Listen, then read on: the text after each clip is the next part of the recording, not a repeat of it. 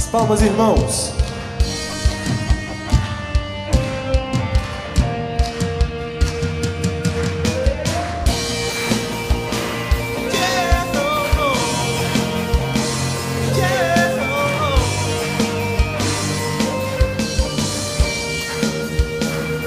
Estou subindo pra um lugar mais alto. Eu já quebrei as pontes com o passado e os meus olhos vejo o futuro. Tudo novo se fez, tudo novo se faz. E dessa estrada eu não me desvio nunca mais. Estou firme, eu não me desvio nunca mais. Vou avançar, eu vou vencer, ninguém vai me deter. Meu alvo é Cristo, meu alvo é Cristo. Vou avançar, eu vou vencer, ninguém vai me deter. Meu alvo é Cristo, meu alvo é Cristo. Declare: meu alvo é Cristo. Aleluia, Senhor. Nosso alvo é a tua glória. Estou subindo pra um lugar mais alto. Eu já desisti de andar sozinho. Cristo vive em mim e os meus pés estão no caminho, estão no caminho. E nessa estrada eu não me desvio nunca mais. Eu estou firme, eu não me desvio nunca mais. Vou avançar, eu vou vencer, ninguém vai me deter. Meu alvo é Cristo, meu alvo é Cristo. Vou avançar, eu vou vencer, ninguém vai me deter. Meu alvo é Cristo, meu alvo é Cristo. Meu alvo é Cristo.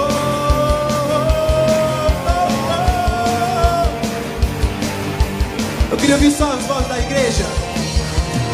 Vou avançar, eu vou vencer, ninguém vai me deter. Meu alvo é Cristo. Meu irmão, diga isso pro seu inimigo. Diga isso para aquele que lhe condena.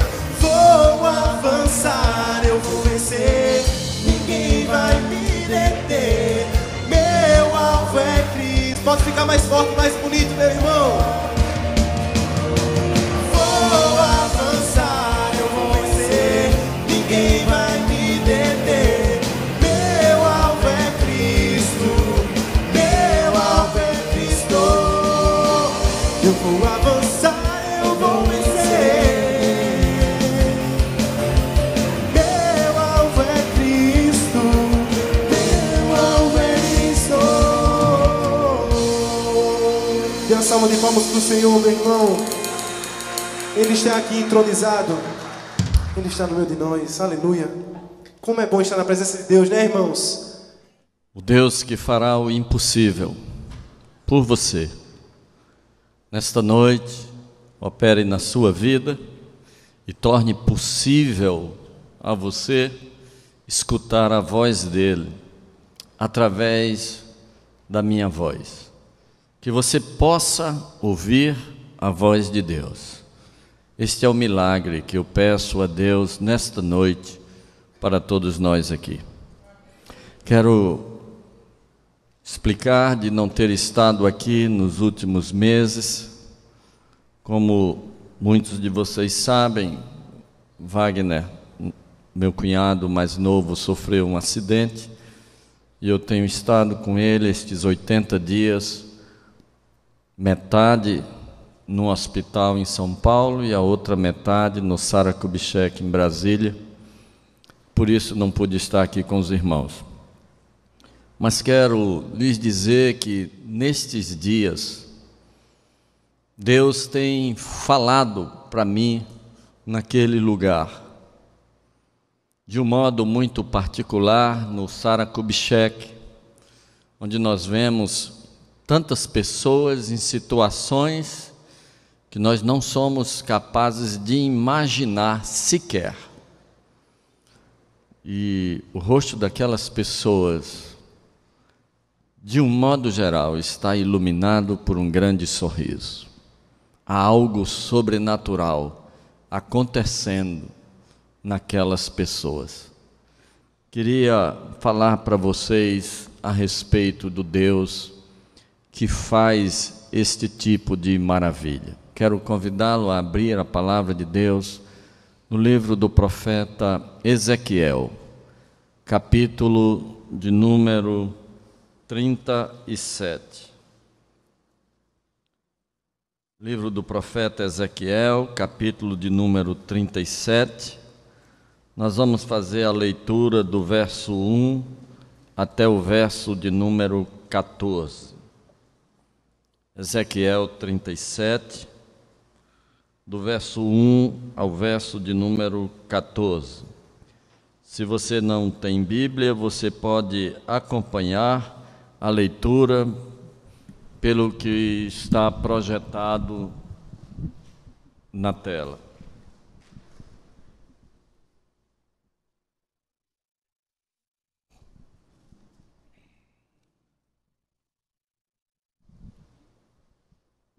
Diz assim a palavra de Deus: Veio sobre mim a mão do Senhor, e Ele me levou no Espírito do Senhor. Espírito aí está em letra maiúscula, para identificar que se trata do Espírito Santo de Deus. E me pôs no meio de um vale que estava cheio de ossos, e Ele me fez andar ao redor deles, e eu vi que eram muito numerosos sobre a face do vale e estavam sequíssimos. Diga comigo: eram numerosos e estavam sequíssimos. Mais uma vez, eram numerosos e estavam sequíssimos. Ele me perguntou: Filho do homem, poderão viver estes ossos? E eu disse: Senhor Deus, Tu o sabes. Então ele me disse: profetiza sobre estes ossos e dize-lhes: ossos secos, ouvi a palavra do Senhor. Assim diz o Senhor Deus a estes ossos: farei entrar em vós o Espírito. Aí está em letra minúscula para identificar que é apenas o fôlego da vida, o fôlego da vida, o Espírito da vida. Farei entrar em vós o Espírito e vivereis. Porei nervos sobre vós, farei crescer carne sobre vós, e sobre vós estenderei pele. Porei em vós o Espírito e vivereis, e então sabereis que eu sou o Senhor. Portanto, profetizei como se me dera a ordem. Enquanto eu profetizava, houve um ruído, um barulho, e os ossos se ajuntaram, cada osso ao seu osso. Olhei, e vieram nervos sobre eles, e cresceu a carne, e estendeu-se a pele sobre eles, mas ainda não havia neles o Espírito. Então ele me disse: profetiza ao Espírito, letra minúscula porque é fôlego da vida. Profetiza, ó filho do homem, e dize ao Espírito: assim diz o Senhor Deus, vem dos quatro ventos, ó Espírito, assopra sobre estes mortos para que vivam. Profetizei como ele me ordenara. Então o Espírito entrou neles e viveram, e se puseram em pé um exército grande e extremo. Então ele me disse: filho do homem, estes ossos são todos a casa de Israel. Eles têm dito: os nossos ossos se secaram, pereceu a nossa esperança, nós estamos cortados. Portanto, profetize e diz-lhes: assim diz o Senhor Deus, eu abrirei as vossas sepulturas e vos farei sair delas, ó povo meu, e vos trarei a terra de Israel. Então sabereis que eu sou o Senhor, quando eu abri as vossas sepulturas e vos fizer sair delas, ó povo meu. Porei em vós o meu Espírito, e agora em letra maiúscula, porque aí agora é o Espírito Santo de Deus.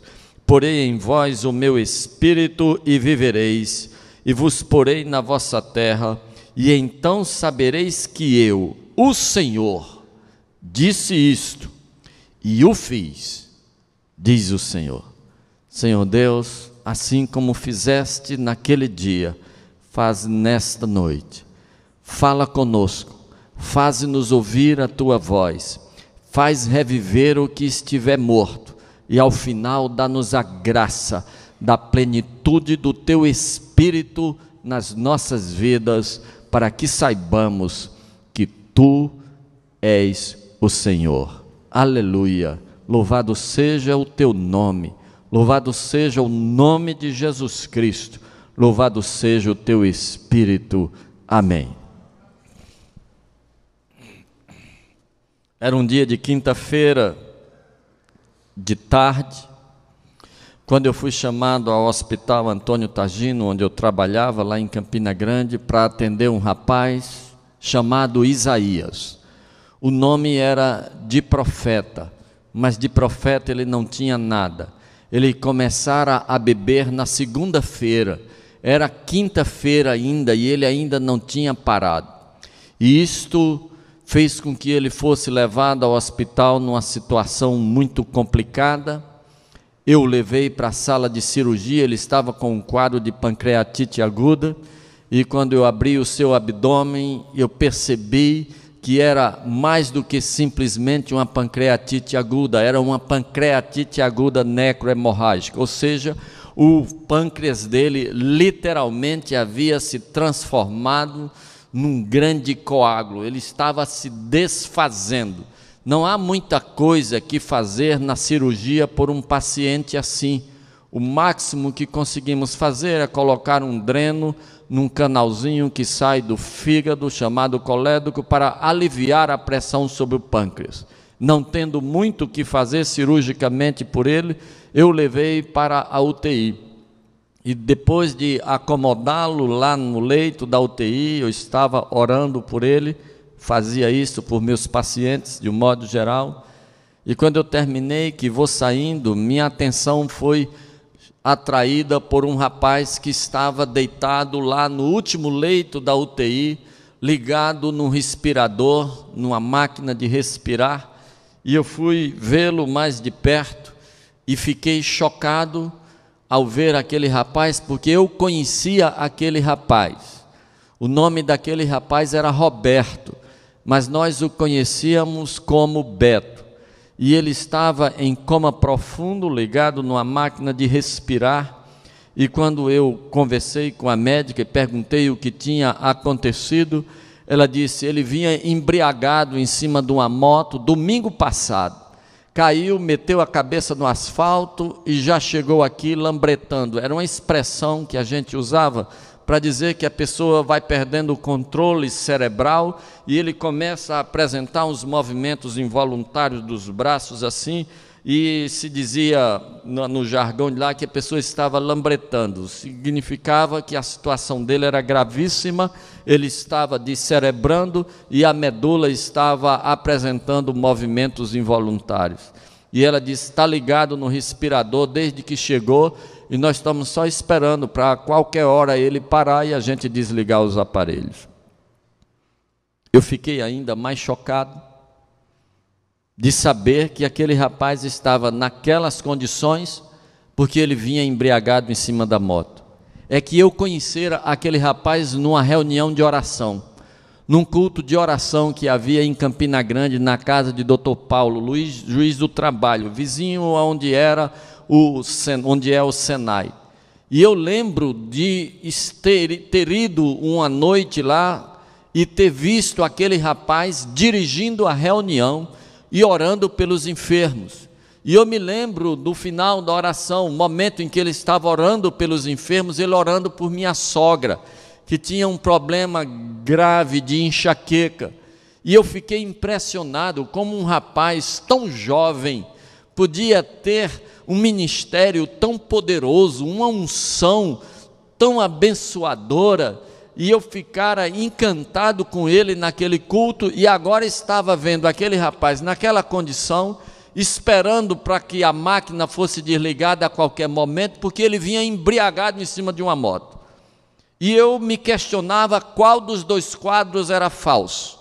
Aquele que eu estava vendo agora, daquele rapaz naquela condição, começando a descerebrar, ou aquele quadro que eu vira naquela noite num culto de oração. Eu fui para casa muito perturbado com aquela imagem, e eu lembro que a caminho de casa eu passei na igreja, era dia de quinta-feira, era dia de culto de doutrina. Eu desci do carro, como eu estava chegando atrasado, eu não quis ir lá para frente, pastor Feijó já estava pregando, e eu fiquei sentado lá no final do templo, apenas com a Bíblia, passando as páginas de um lado para o outro, tentando encontrar explicação para as minhas dúvidas, e de repente os meus olhos caíram sobre um versículo que está no Salmo 119, que infelizmente ninguém lê porque é o mais comprido, mas é um dos mais maravilhosos que nós temos na coletânea. O verso 50 do Salmo 119 diz assim: o meu consolo na tormenta é que a tua palavra me dá vida. Em outras versões diz: o meu consolo na tormenta é que a tua palavra me vivifica. Quando eu li aquele verso, eu me lembrei de um outro verso que está na carta aos Hebreus, em que ele diz que a palavra de Deus é mais penetrante do que espada de dois gumes, e vai até a divisão de alma e espírito, e de osso e medula. E quando eu juntei aqueles dois versículos, veio a mim a seguinte ideia: se esta palavra é mais penetrante do que espada de dois gumes, e vai até a divisão de osso e medula, de alma e espírito, esta palavra vai entrar na cabeça daquele rapaz, esteja ele em coma ou não. E se ela dá vida, eu quero mesmo ver o que vai acontecer. E eu lembro que eu voltei, passei direto para a UTI. A essa altura a doutora já tinha se recolhido para o apartamento para descansar, e eu fui direto para a cama de Beto, abri a Bíblia pertinho da cabeça dele e comecei a ler textos da Bíblia. Comecei a ler o Salmo 23, o Senhor é o meu pastor e nada me faltará. Ainda que eu ande pelo vale da sombra e da morte, não temerei mal algum, porque tu estás comigo. Salmo 46, Deus é refúgio e fortaleza, socorro bem presente na tribulação. E eu lembro quando eu estava lendo outro salmo que diz: esperei com paciência no Senhor, e Ele se inclinou para mim e ouviu o meu clamor. Tirou-me de um charco de lama, de um tremendal de lodo, colocou os meus pés sobre uma rocha, firmou o meu caminhar, e pôs um novo cântico na minha boca, um hino de louvor ao nosso Deus. Quando eu estava lendo esse salmo, eu me assustei, porque ele estava ligado no automático do respirador artificial, porque como ele não tinha nenhum estímulo respiratório, ele estava em coma profundo.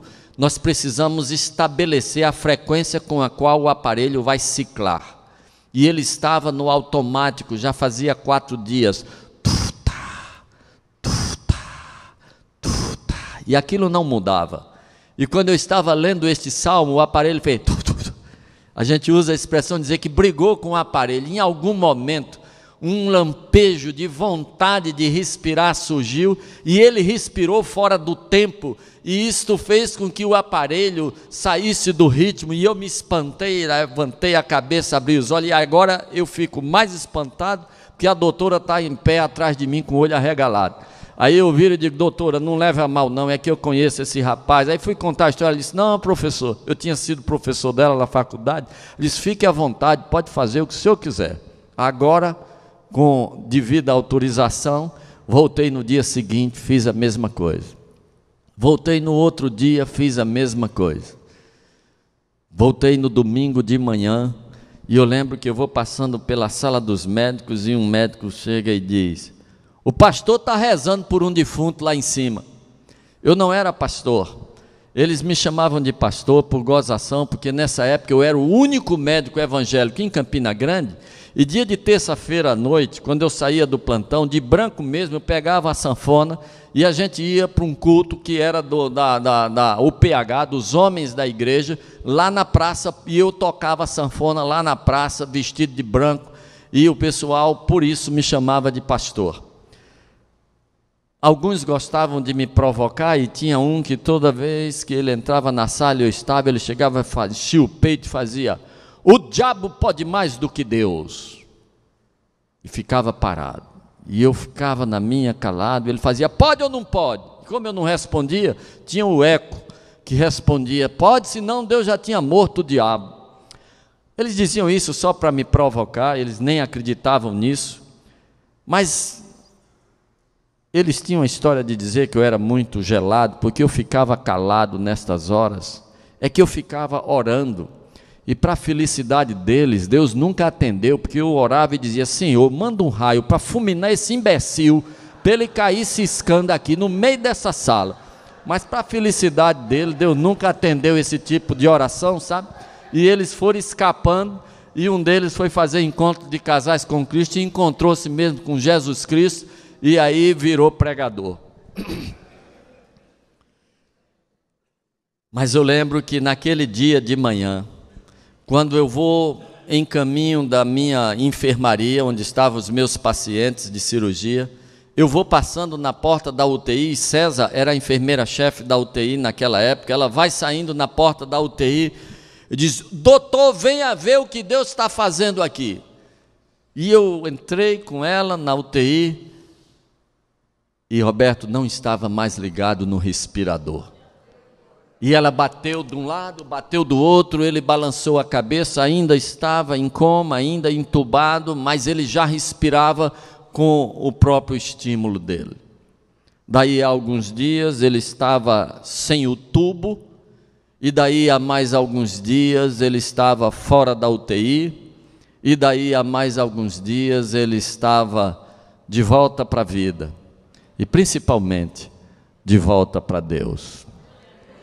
Ah, queridos, que saudade daquele tempo.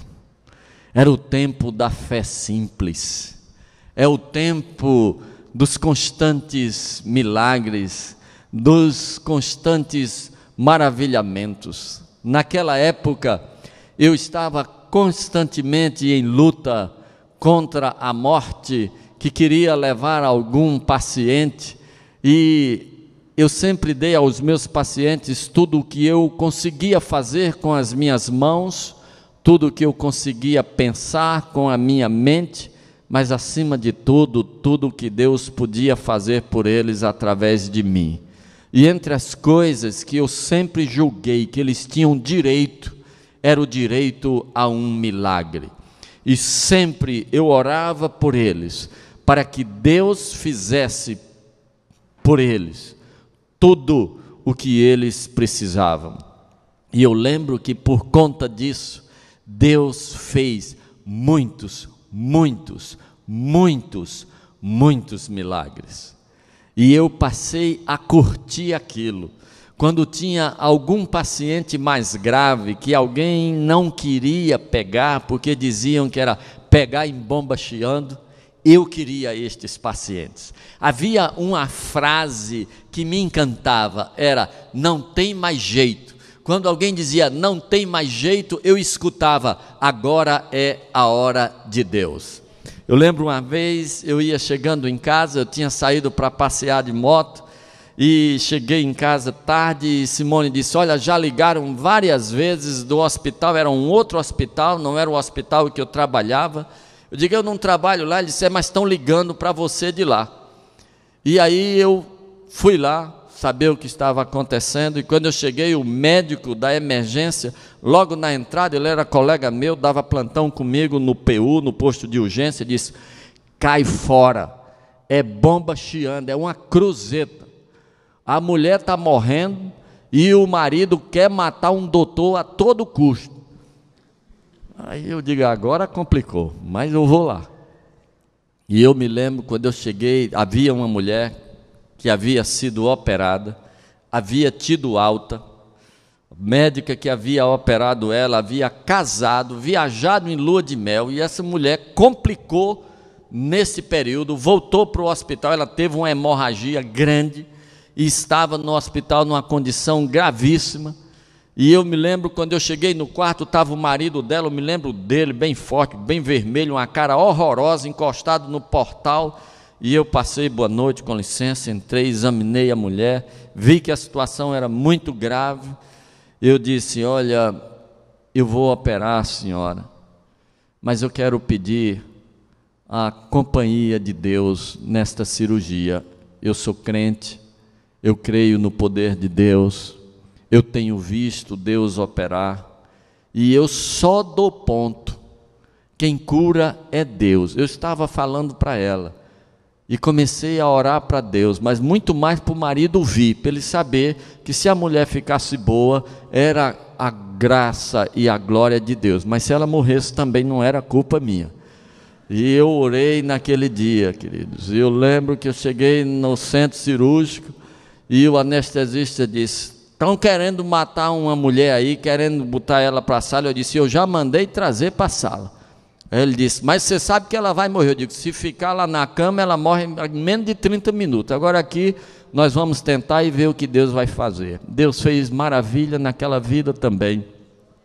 Ela foi para casa. Eu comi vários perus de Natal que ela me mandava todo Natal. Depois o tempo passou, eu me mudei, ela também, mas sabe, queridos, foi assim durante muitos anos. Mas o tempo passou, eu me afastei das salas de cirurgia já há 12 anos, e sabe, aquele clima de milagre todo dia, aquele clima de maravilha acontecendo quase toda hora, foi ficando para trás, e a minha fé foi ficando uma fé muito doutrinária, sabe, aquela fé burocrática, aquela fé que é muito mais uma fé que me ajuda a suportar as provações do que fazer com que as provações saiam logo do meu caminho, aquela fé que nos ajuda a conviver com a enfermidade ou a conviver com a penúria, muito mais do que invocar a cura e invocar a bênção, a prosperidade, a alegria, a felicidade, a vida abundante que Jesus Cristo disse que veio oferecer. A fé que faz com que muralhas desabem, a fé que faz com que mortos ressuscitem, a fé que faz com que o impossível se torne possível. Sabe, esse tipo de fé havia ficado no passado. Mas aí, por causa desse problema de Wagner, fomos parar em Brasília, no Hospital Sara Kubitschek.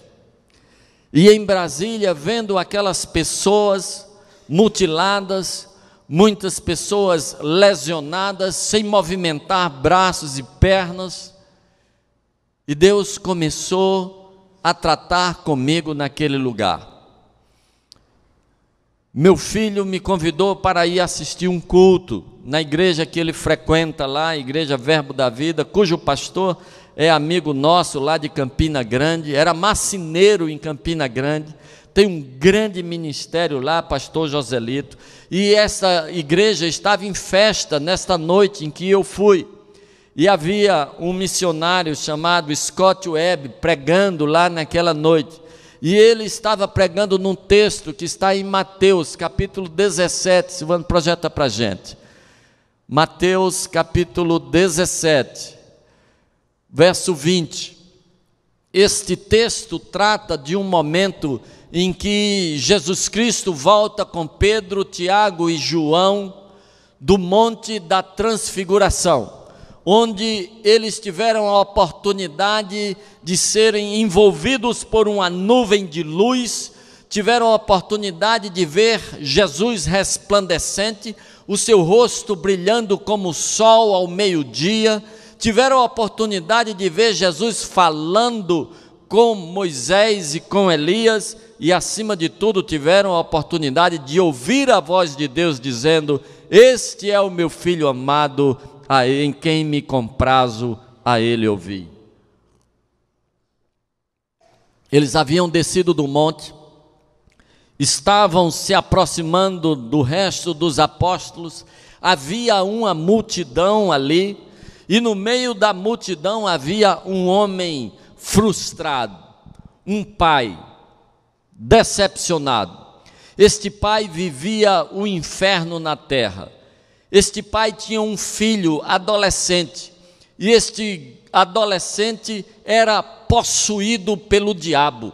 Havia um demônio morando naquele adolescente, e este demônio fazia com que o menino rilhasse os dentes, espumasse, convulsionasse, caísse no chão, e muitas vezes ele lançava o menino no fogo, lançava na água para tentar matar a criança. E o pai trouxera este menino para colocá-lo na presença de Jesus. Como Jesus não estava na hora, ele colocara na presença dos apóstolos, e os apóstolos haviam sido derrotados por aquele demônio.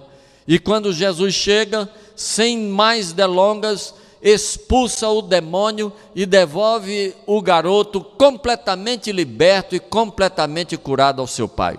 A caminho de casa, os apóstolos perguntam: por que não puderam expulsar o demônio? E Jesus diz: por causa da pequenez da vossa fé. Pois em verdade vos digo que se tiverdes fé como um grão de mostarda, direis a este monte: move-te daqui para acolá, e ele passará, e nada vos será. A próxima palavra que está faltando ali é impossível. Nada vos será impossível. Vamos dizer juntos: nada vos será impossível. Baixa mais um pouquinho, Silvana. Vamos começar dali. Pois em verdade, juntos, pois em verdade vos digo que se tiverdes fé como um grão de mostarda, direis a este monte: passa daqui para acolá, e ele passará, e nada vos será impossível. Vocês já conheciam esse texto, eu também. Eu já pregara muitas vezes sobre este texto, mas nesta noite, aquele missionário deu um enfoque diferente. Ele disse: de um modo geral, nós temos dito que a fé remove montanhas, mas Jesus não disse que a fé remove montanhas. Jesus disse: se tiverdes fé como um grão de mostarda, direis a este monte. Noutra versão diz: falareis a este monte. A fé, queridos, não remove a montanha. A fé nos move a falar ao monte. A fé nos move a ordenar o monte. E o que faz o monte se mover é a autoridade da palavra que é falada ao monte. A autoridade da palavra é que faz as coisas acontecerem. Isaías capítulo 55, verso 10, Deus diz assim: assim como a chuva e a neve descem do céu, regam a terra, e para o céu não tornam, enquanto não fazem aquilo para o qual foram propostos, do mesmo jeito é toda a palavra que sair da minha boca, não voltará para mim vazia, mas fará aquilo que me apraz. A palavra de Deus, ela tem um poder sobrenatural nela. E o missionário dizia: a semente tem um poder sobrenatural nela. Os cientistas podem pegar uma semente de goiaba, uma semente de tomate, um caroço de manga ou de abacate, uma semente de mostarda, e eles podem analisar os componentes daquela semente, e eles podem fazer com ela um estudo e detectarem todos os elementos presentes nela e prepararem uma fórmula com todos os elementos. Se eles colocarem esta fórmula na terra, não nasce nada.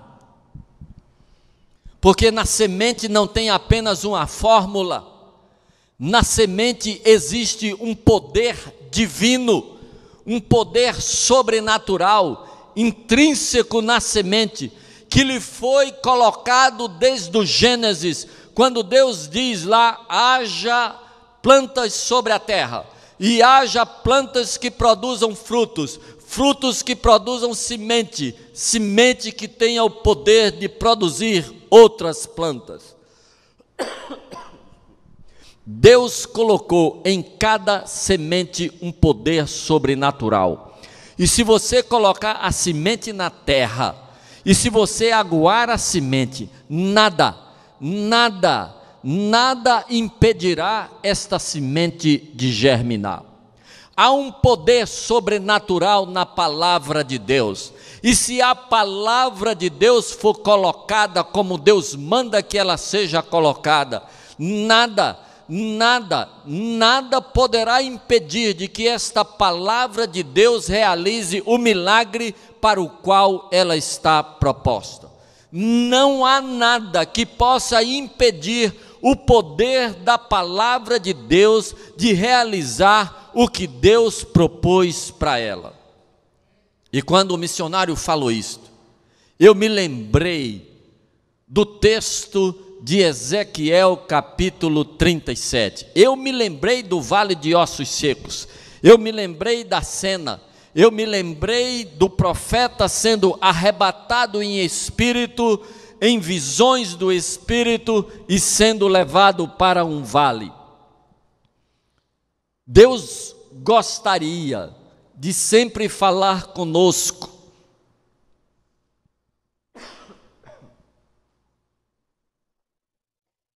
A tosse dos 80 dias de hospital. Queria falar conosco em lugares paradisíacos, no meio de um jardim. Mas fazer o quê? Quando nós estamos numa praia paradisíaca, ou estamos no meio de um jardim, ou estamos ao lado de uma mesa farta, ou estamos vendendo saúde, de um modo geral, a gente tem uma programação tão intensa que a gente não tem tempo de ouvir Deus falar.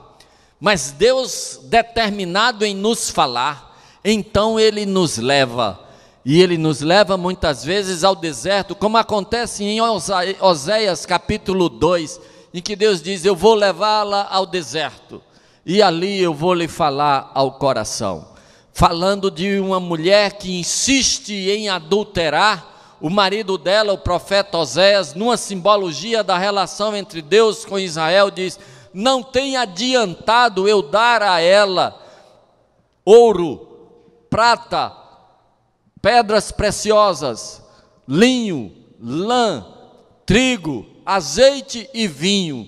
Ela não consegue entender que sou eu que dou isso a ela, então eu vou fazer diferente. Agora eu vou levar ela para o deserto. Eu vou tirar a lã, eu vou tirar o linho, eu vou tirar o trigo, eu vou tirar o azeite, eu vou tirar o vinho, eu vou tirar o ouro, eu vou tirar a prata, eu vou tirar tudo. E ali eu vou lhe falar ao coração.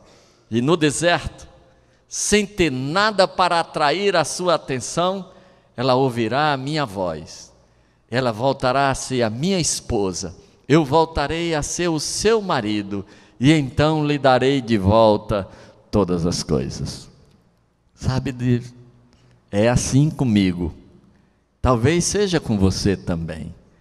Quando Deus não consegue falar comigo de jeito nenhum, porque eu estou muito ocupado escutando outras vozes, então Ele me leva para um lugar onde faltam coisas, e aí eu tenho tempo para escutar Deus. E o Espírito levou o profeta para um vale cheio de ossos. Mas não era só um vale cheio de ossos, era um vale cheio de ossos secos. E não eram só ossos secos, eram ossos sequíssimos. O que significa dizer que aqueles ossos já estavam ali faziam tempo e que aqueles ossos estavam absolutamente destituídos de vida. Não havia mais qualquer possibilidade para aqueles ossos. Toda a parte orgânica dele já havia ido embora, havia apenas a parte mineral, feito osso velho de cemitério, aquele osso esbranquiçado, aquele osso quebradiço, totalmente destituído da sua matriz proteica. E este era o cenário. E o texto diz que o Espírito faz o profeta andar no meio dos ossos, para que ele entre em contato íntimo com aquele cenário de morte, para que ele tenha consciência de que está andando num cenário absolutamente destituído de possibilidades. E quando o profeta está encharcado daquele clima, destituído de possibilidades, Deus pergunta: filho do homem, poderão estes ossos tornar a viver? Sabe, queridos, esta é a pergunta que só admitiria uma única resposta, e a única resposta seria não. Estes ossos jamais poderão sobreviver. Mas o profeta teve o cuidado de perceber que ele não estava sozinho na cena, mas que presente na cena tem também o Senhor dos exércitos, o Senhor criador dos céus e da terra, o Senhor que um dia do pó da terra fez o homem, o Senhor que um dia soprou naquele boneco feito do pó da terra o fôlego da vida. E o profeta tem o cuidado de dizer: Senhor, tu sabes. Sabe, queridos, as nossas finanças às vezes estão de um jeito que, se algum contador perguntar, tem alguma chance desse negócio se ajeitar? A resposta humana é: não, não tem. Mas se Deus estiver presente na cena, a resposta é outra. A resposta é: Senhor, tu sabes. Às vezes a nossa saúde está tão combalida que, se for perguntado a qualquer médico se há alguma possibilidade, a resposta será não. Mas se Deus estiver presente na cena, a resposta é: Senhor, tu sabes. Às vezes o nosso casamento está tão destruído que, se for perguntado a alguém que tenha um mínimo de bom senso se há alguma chance, a resposta é não. Mas se Deus estiver presente na cena, a resposta é: Senhor, tu sabes. Às vezes nossos filhos estão tão enterrados nas drogas que, se for perguntado se há alguma chance dele largar o crack, a resposta é não. Mas se Deus estiver presente na cena, a resposta é: Senhor, tu sabes. E então o profeta diz: Senhor, tu sabes. E Deus diz: é, de verdade, eu sei. Agora eu vou dar a você a oportunidade de também saber. Vou lhe dar a chance de mudar essa história. Profetize a estes ossos e diga: ossos secos, ouvi a palavra do Senhor. É aí onde o bicho pega, queridos. Porque nós temos dificuldade até para falar a palavra do Senhor a quem ouve, quanto mais falar a palavra do Senhor a quem não pode ouvir. Sim, queridos, porque o bom senso me diz que esses ossos estão sequíssimos. O bom senso me faz ver que naquele cenário não tem nenhuma orelha, não há nada capaz de ouvir no meio daquele cemitério velho. É aí onde nós precisamos ter fé. A fé que nos faz falar para quem não pode ouvir. A fé que nos faz falar para quem não quer ouvir. Falar a palavra de Deus. Porque ainda que aquelas pessoas e aqueles ossos não possam ouvir a palavra de Deus, a palavra de Deus tem o poder de se fazer ouvir até por quem não pode ouvir. Vou repetir. ainda que aqueles ossos não tenham o poder de ouvir a palavra de Deus, a palavra de Deus tem o poder de se fazer ouvir até por quem não pode ouvir. A única coisa que nós precisamos é ter a fé suficiente para fazer o que Deus manda, para obedecer a ordem de Deus, para profetizar a palavra de Deus, mesmo para ossos que não possam ouvir, para falar para situações difíceis, de absoluta impossibilidade, que Deus é o Deus que transforma os impossíveis em possíveis, que Deus é o Deus que opera maravilhas, que Deus é o Deus que faz milagre, que Deus é o Deus que faz o universo surgir a partir do absolutamente nada, que o Deus é o mesmo ontem, hoje e eternamente. E o profeta, com esta fé suficiente para fazê-lo falar, para quem não pode ouvir, fala aos ossos a palavra do Senhor, e diz: ouvi, ossos secos, a palavra do Senhor, eis que eu farei vir sobre ti nervos, eis que eu farei vir sobre ti carne, eis que eu farei com que a pele cubra vocês, eis que eu farei entrar o Espírito em vocês e vocês viverão.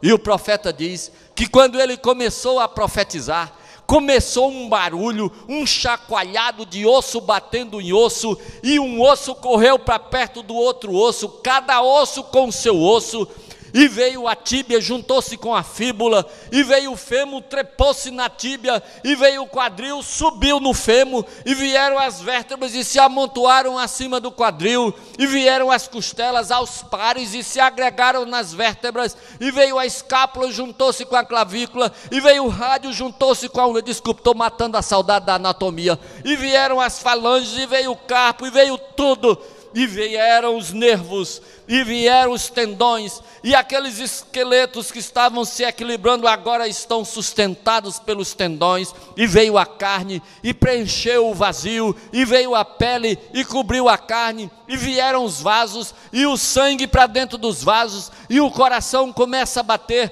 o sangue começa a circular, o pulmão estufa, o rim filtra, tudo funciona, a vida chega, e o que era um vale de ossos secos se transformou num exército em pé. Eu criei vergonha, fui para o hospital, peguei a Bíblia e cheguei perto de Wagner, expliquei a ele tudo que eu tinha aprendido, tudo que eu tinha escutado, e eu disse: vamos semear milagre. E nós profetizamos para aqueles braços que não se mexiam. Ouvi braços paralisados a palavra do Senhor. Ouvi pernas a palavra do Senhor. E a palavra do Senhor é: Jesus Cristo foi moído pelas nossas transgressões, e pelas suas pisaduras nós fomos sarados. Jesus Cristo morreu na cruz para que os nossos pecados fossem perdoados. Mas Jesus Cristo não precisaria ter sido açoitado para que nós fôssemos perdoados. Jesus não precisaria ter sido esfolado vivo para que nós fôssemos perdoados. Jesus Cristo não precisaria ter sido esbofeteado e cuspido para que nós fôssemos perdoados. Para que nós fôssemos perdoados, Jesus Cristo só precisava ter morrido na cruz. O mais foi para que sejamos sarados. Salmo 103, bendize, ó minha alma, ao Senhor, e tudo que há em mim, bendiga o seu santo nome. Bendize, ó minha alma, ao Senhor, e não te esqueças de nenhum só dos seus benefícios. É Ele quem perdoa todas as tuas iniquidades e quem sara todas as tuas enfermidades, quem da cova redime a tua alma e te coroa de glória e de graça, que enche de bens a tua velhice, de forma que a tua mocidade se renova como a da águia. Digo, Wagner, vamos semear no seu corpo o milagre de Deus. Eu não preciso ter uma fé do tamanho de um caroço de abacate. Eu não preciso ter uma fé maior do que a montanha. Eu só preciso ter fé do tamanho de um grão de mostarda. Faça assim, querido, faça assim. Isso aí é caroço de pitomba. Agora encoste um dedo no outro e aperte com força. Agora aí no meio tem um grão de mostarda. Porque se você nunca viu um grão de mostarda, é um negócio tão pequeno que se você não apertar com força um dedo no outro, ele cai. Você não precisa ter uma fé gigante, foi o que eu descobri. Eu posso com a minha fé nanica desencadear milagres. Só precisa que a fé seja suficiente para você dizer a palavra de Deus. Se você tiver fé suficiente para dizer a palavra de Deus não voltará vazia, mas ela fará aquilo que apraz ao Senhor. Você sabe o que é que Deus diz a respeito da sua saúde? Você sabe o que é que Deus diz a respeito das suas finanças? Você sabe o que é que Deus diz a respeito do seu casamento? Você sabe o que é que Deus diz a respeito dos seus filhos? Se você sabe, diga a palavra de Deus para seus filhos. Diga a palavra de Deus para as suas finanças. Finança não ouve. Ouve a palavra de Deus, ela ouve. A minha não, mas a de Deus ela ouve. Doença não ouve, ouve a voz de Deus, ela ouve, a palavra de Deus ela ouve, porque a palavra de Deus tem o poder de se fazer ouvir, mesmo por quem não pode escutar. Eu não sei, querido, se você está precisando semear algum milagre na sua vida. Se a sua fé não for suficiente para mover montanha, mas for suficiente para você sair do seu lugar e vir aqui na frente, pronunciar a palavra de Deus, o resto é responsabilidade do Deus da palavra. Eu sei, é meio esquisito isso, queridos, é meio esquisito. Falar para um vale cheio de ossos secos é negócio de doido, mas só quem se dispõe a fazer isso é que pode ver um vale de ossos secos se transformar num exército de pé. Se você quiser profetizar sobre a sua vida agora, eu quero lhe convidar a sair do seu lugar. Se você quiser, pode ficar esperando até que a sua fé cresça e se torne maior do que o problema, mas isso pode demorar um tempão. Se você quiser, vem aqui e vamos pronunciar a palavra de Deus. Você é quem sabe que tipo de vale é. Nós vamos profetizar vitória, vamos profetizar cura, vamos profetizar prosperidade, vamos profetizar paz onde há guerra, porque Ele faz cessar a guerra até os confins da terra, quebra o arco, despedaça a lança, queima os carros no fogo. Vamos profetizar paz, porque Ele é o Senhor da paz. Minha é a guerra, diz o Senhor. Aquietai-vos e sabei que eu sou Deus. Sou exaltado entre as nações, sou exaltado na terra. Vamos profetizar cura. Eu sou o Deus que te cura. Pelas pisaduras de Jesus Cristo nós fomos sarados. Vamos profetizar prosperidade nas nossas vidas. Abençoarei o teu pão e a tua água, abençoarei o teu gado no campo, por amor de ti repreenderei o devorador, para que não te consuma o fruto do campo nem a vide. Eu vou agora abençoar a minha vida com a palavra do Senhor. Vamos cantar? Meu Deus é o Deus do impossível. O meu Deus é Senhor Deus, essas pessoas estão aqui agora profetizando a tua palavra sobre suas vidas. Senhor Deus, tem muita gente aqui vivendo um casamento de ossos secos, mas tu tens o poder para mudar esta realidade. Tu tens o poder para fazer renascer o amor, tu tens o poder para fazer renascer a paixão, tu tens o poder para fazer reviver a felicidade. Senhor Deus, há pessoas que estão aqui vivendo uma situação financeira de ossos secos, mas tu tens o poder, Senhor Deus, de abençoar a sua vida, abençoar o seu trabalho, abençoar o seu dinheiro, abençoar a sua profissão. E eu te peço que tu faças isto em nome de Jesus Cristo. Senhor Deus, há pessoas vivendo situações complicadas na saúde, mas Tu tens o poder, Senhor Deus, de dar vista aos cegos, de fazer paralíticos andar, de fazer surdos escutarem, de purificar a pele de leprosos, de ressuscitar mortos. Eu quero Te pedir, Senhor Deus, que Tu faças isto nesta noite. Eu Te peço que esta semente de milagre seja plantada nestas vidas. Eu Te peço que o poder sobrenatural da Tua palavra comece a agir na semente e este milagre apareça no devido tempo para a glória do nome de Jesus Cristo. Oh Jesus bendito, louvado seja o Teu nome por nos revelares o segredo do milagre. Oh Divino Espírito Santo, obrigado pelo dom da fé. Aleluia, louvado seja o nome do Senhor. Vamos cantar juntos. O Deus do impossível é o mesmo hoje, sempre há de ser. O meu Deus é o Deus do impossível. Aleluia, Senhor. Faz, Senhor Deus, opera a maravilha.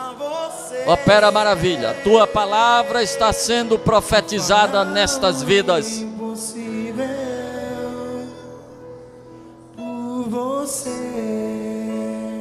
Aleluia.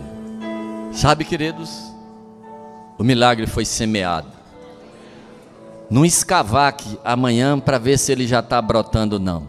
Apenas agoe. Sabe como é que se agoa milagre? Com oração de gratidão. Oração de gratidão pelo que Deus já está fazendo. Oração de gratidão pelo que Deus já está fazendo. Agoie o seu milagre. Volte para o seu lugar. Que Deus lhe abençoe.